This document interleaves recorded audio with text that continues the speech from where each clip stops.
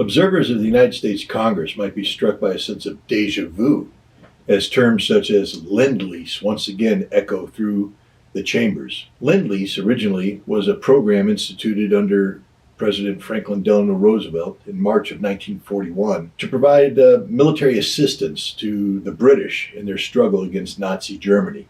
The United States at the time was ostensibly neutral and therefore prohibited from providing direct military assistance.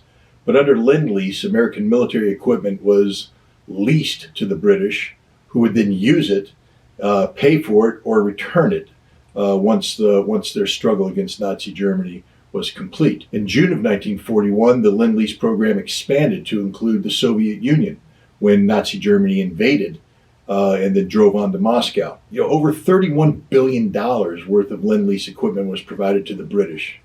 Around $11.5 billion of Lend-Lease equipment was provided to the Soviets. So important was this that during the critical Battle of Moscow in December 1941, when Nazi Germany was driving on the Russian capital, over 40% of the tanks used by the Soviet forces to stop the German assault were tanks provided through the Lend-Lease program. Today, the United States is talking about a Lend-Lease program to Ukraine, ironically, to fight against the Russian army, which in February 24th invaded Ukrainian soil as part of a special military operation. The irony here is that one of the main reasons for the Russian intervention in Ukraine was to defeat the resurgence of Nazi ideology that existed in the Zelensky government and in the form of the Azov Regiment and other Nazi military formations. Over $53 billion of military aid is being provided by the United States to Ukraine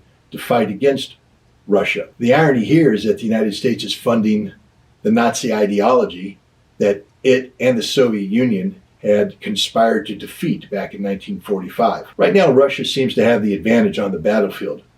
But if Russia doesn't find a way to stop this military equipment, $53 billion worth of arms can be used to reconstitute a Ukrainian military and further the American objective of bleeding the Russian army white. This is something for every American to think about as your taxpayer dollars are being poured in support of a neo-Nazi ideology that should have been defeated 7 decades ago. This is my 2-minute topic. My name is Scott Ritter.